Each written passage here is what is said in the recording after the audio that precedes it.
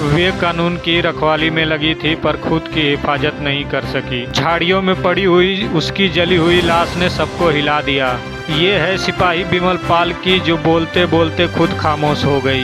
बाराबंकी की सड़कों पे इन दिनों सन्नाटा पसरा हुआ है। कोई सोच भी नहीं सकता कानून की रखवाली करने वाली एक महिला कांस्टेबल की लाश वर्दी में ही झाड़ियों में पड़ी मिलेगी, वह भी इस हालत में कि चेहरा जलाया गया हो और पास में कौवे उसकी देह नोच रहे हों। 28 साल की बिमल पाल, जिसकी डिप्टी महादेव मंदिर में लगी थी, वहाँ कभी नहीं पहुंची। साथ वाले सिपाही उन्हें ढूंढते रह गए। 4 दिन तक कोई सुराग नहीं मिला और फिर बुधवार की सुबह बिंदौरा गांव में एक किसान की नजर झाड़ी पे पड़ी। उस हाईवे के कुछ दूरी पर एक महिला की लाश थी। पास में नेम प्लेट और वर्दी देखकर पुलिस को सूचना दी गई और तभी ये खुला राज की वो और कोई खुद पुलिस की एक सिपाही थी। वर्दी अभी भी सलीके से लगी थी और नेम प्लेट भी लगी थी। वर्दी के ऊपर लिखा था बिमल पाल और चेहरा बुरी तरह से जला हुआ था। नीचे के कपड़े और आसपास की घास भी जली हुई थी। यह साफ इशारा करता है कि कहीं और मारकर शव को यहाँ पर लाकर जलाया गया है। लेकिन अब सवाल ये उठता है, अगर पहचान छुपानी थी तो वर्दी क्यों नहीं हटाई गई।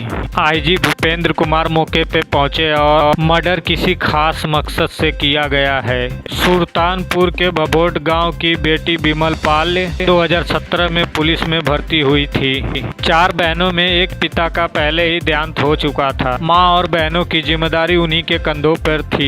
परिवार की आर्थिक स्थिति भी बहुत अच्छी नहीं थी।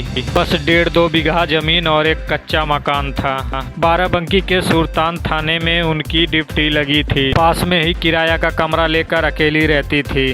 उसका पति इंद्रेश मौर्य भी सिपाही था, जो अब हरदोई में तैनात है। लेकिन इस रिश्ते की असलियत भी कम चौंकाने वाली नहीं है। साल 2024 में बिमलेश ने खुद इंदल के खिलाफ रिपोर्ट दर्ज करवाई थी, मगर फिर इंदल ने कोर्ट में बयान देते हुए कहा कि उन्होंने कोर्ट मैरिज कर लिया है। उन्होंने कुछ सबूत भी दिखाए। अब और किसी कार्रवाई की जरूरत नहीं है।